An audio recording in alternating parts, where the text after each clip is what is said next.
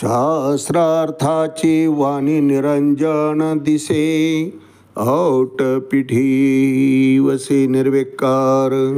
सोहम अहम सोहम मग ओंकाराचे दिठी, अहंतेचे शेवटी सोहम वस्तू.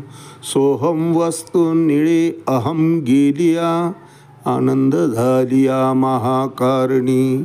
ज्ञानदेव म्हणे निवृत्तीची आन, या वेगळी खुनन अनेक नाही. माऊली ज्ञानेश्वर महाराज की जय.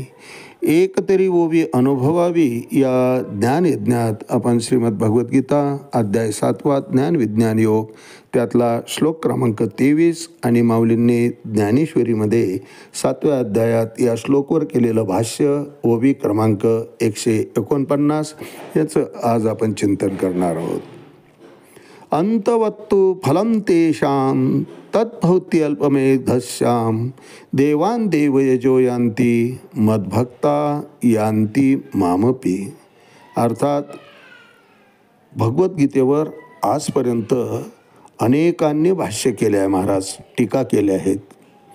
त्यातल्या बऱ्याच लोकांच्या मते देवतांची उपासना करणाऱ्या माणसाला भगवंताची प्राप्ती होऊ शकते असा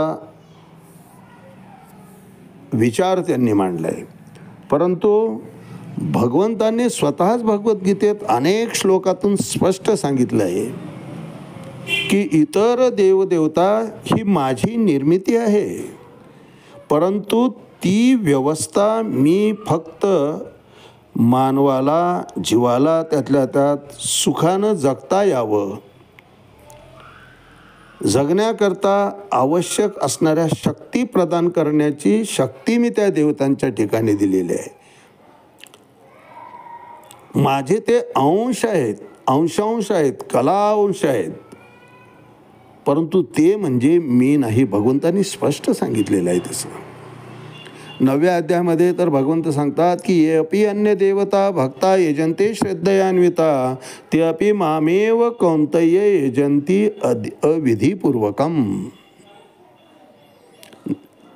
23व्या श्लोकमध्ये 9व्या अध्यायात भगवंतांनी स्पष्ट सांगितलं आहे की इतर देवदेवतांची पूजा करणं हे चूक आहे. ते जरी माझ्याप्रती येत असलं तरी त्या देवता प्रसन्न होऊन तुम्हाला मोक्षाची प्राप्ती करून देऊ शकत नाही. मोक्षाचं वरदान देण्याचं सामर्थ्य फक्त भगवंत म्हणतात माझ्याकडे आहे. आणि मनुष्य जीवनातलं अंतिम साध्य काय आहे तर मोक्षाची प्राप्ती. कारण देखे मनुष्य जात सगळे स्वभावता भजनशीळ जाहले असे केवळ माझ्याची ठाई. माऊली वर्णन करतात की खरं तर ही योगियांची योनी आहे, मोक्षाच्या प्रती गेलेली आहे. उगाउगी मनुष्य देहाची प्राप्ती होत नाही महाराज. म्हणून अशा या दुर्लभ लाभलेल्या मानवी देहातून मोक्षाची प्राप्ती करून घ्यावं हे खरं तर मानवी जीवनाचं अंतिम साध्य आहे. म्हणून भगवंत म्हणतात तुम्ही पुन्हा इतर देवदेवतांच्या पूजा करण्यामध्ये जर वेळ घालवत असाल तर ते जे प्रदान करतील ते भौतिक सुख देणार आहे, मोक्षाची प्राप्ती नाही. पुन्हा ते सुख उपभोगताना पुन्हा कर्मफळ निर्माण होतील. पुनरपि जननम पुनरपि मनरम पुनरपि जननी जठरे शयनम. जन्ममृत्यूच्या फेऱ्यातून तुम्ही कधीच मुक्त होऊ शकत नाही. त्या 9व्या अध्यायामध्येच भगवंत सांगतात 25व्या श्लोकात की अंती देवव्रता देवान पितृयांती पितृता भूतानी यांती भूत्यजा यांती मध्याजिनो अपि माम. ज्याची तुम्ही उपासना केली तो लोक तुम्हाला प्राप्त होईल. मग माझ्या धामाची प्राप्ती पाहिजे असेल तर माझीच उपासना करायला पाहिजे. भगवंत स्पष्टपणे सांगतात. आणि आजच्या श्लोकातूनही तेच सांगतायत की अंतवत्तु फलम तेषाम, ते देवदेवता तुम्हाला जे फळ प्रदान करतील ते नाश्वर आहे, नाशवंत आहे. कारण मुळात त्या देवताच नश्वर आहेत. मग इंद्र असला, ब्रह्म असला, ब्रह्मदेवालाही इंद्रालाही मर्यादा आहे महाराज. जीव जीवताना साधू मोतींना ज्यांना स्वर्गाची प्राप्ती झाली आहे तिथंसुद्धा मर्यादा आहे. क्षिणे पुण्यमर्त्य लोकम विशंती. भोग भोगत असताना पुण्य खर्ची पडत असतं आणि मग ते खर्ची पडणारं पुण्य ज्या वेळेस संपेल त्यावेळेस पुन्हा या मृत्यूलोकी या जन्ममृत्यूच्या फेऱ्यामध्ये जीवाला यावं लागतं. तिथं येऊच नाही असं जर वाटत असेल तर मग भक्ता यांती मामपी. जे माझे भक्त आहेत ते फक्त आणि फक्त माझीच पूजा करतात, माझीच उपासना करतात, माझीच आराधना करतात.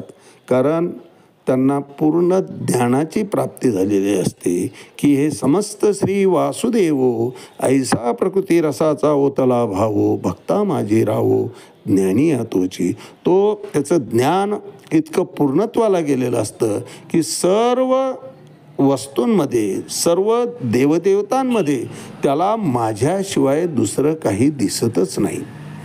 आपण मागे चिंतन केलं, नरहरी महाराजांना महादेवाचे भक्त ते खरं तर हरीचे भक्त म्हणून करदोडा करायचा होता पांडुरंगाला. एका भक्ताला माप घ्या करता ते म्हणले मी जाणारच नाही. शेवटी आणून दिलेल्या मापाप्रमाणे बनवलं. प्रत्येक वेळेस करदोडा बनवायचा आणि तो 4 बोट कमी पडायचा महाराज. शेवटी काय म्हणून स्वतःच त्यांना त्या गिरायकामुळे जावं लागलं नरहरी महाराजांना आणि त्यांनी माप घेतलं कमरेचं, पुन्हा बनवला.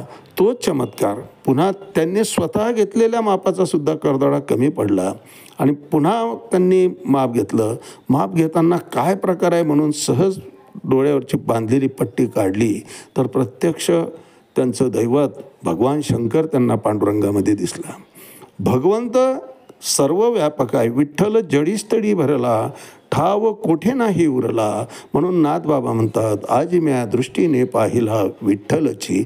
असं भगवतमय सृष्टी जेव्हा उपासकाला त्या भक्ताला दिसते त्यावेळेस भगवंतही मोक्ष प्रदान करण्याकरता तयारच असतो महाराज. यावर भाष्य करताना माऊली ज्ञानविज्ञान योग ज्ञानेश्वरी ज्ञानदीपिका अध्याय 7 त्यात 149 क्रमांकाच्या वेळेत म्हणतात हे असो परवते मग हो का आवडते परी यजी जो देवता ते तो देवत्वासीची ए. स्पष्ट सांगितलेलं आहे माऊलीनं सुद्धा यावर भाष्य करताना की हे असो परवते. हे बाजूला राहू द्या, परवते म्हणजे हे ठेवा बाजूला. मग हो का आवडते. मग त्यांच्या आवडते जे दैवत कोणतं का असेना त्या देवदेवतांची त्यांनी पूजा केल्यावर होतं काय तर तो त्या देवतास पावतो. सूर्यदेवताची उपासना केली सूर्यलोकामध्ये जातो, चंद्रदेवताची केली चंद्रलोकामध्ये जातो, इंद्रदेवताची केली स्वर्गामध्ये जातो, ज्या त्या देवा पितृगणांची केली पितृलोकामध्ये जातो. भूतयोनीतलं चिंतन केलं तर भूतयोनीमध्ये येतो. यम यम वापी स्मरण भाव तेजेथे अंत्य कलेवरम तम तमवैति कौंतय सदा तद्भाव भाविता. शेवटची इच्छा अंतकाळी जी आलेली असेल, जी वासना शिल्लक असेल, मग ती मोक्षाची का असेना, विषय तो त्यांचा झाला नारायण. ही वासना जरी असली तरी भगवत धामाची त्याला प्राप्ती सहजपणे होत असते. परंतु त्याकरता आयुष्यभराची साधना लागते महाराज.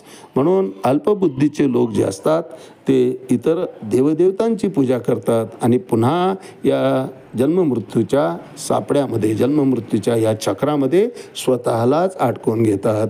म्हणून माऊली वर्णन करतायत हे असो परवते मग हो का आवडेते परी यजे जो देवता ते तो देवत्वासीची ए. आज याच ठिकाणी थांबूया.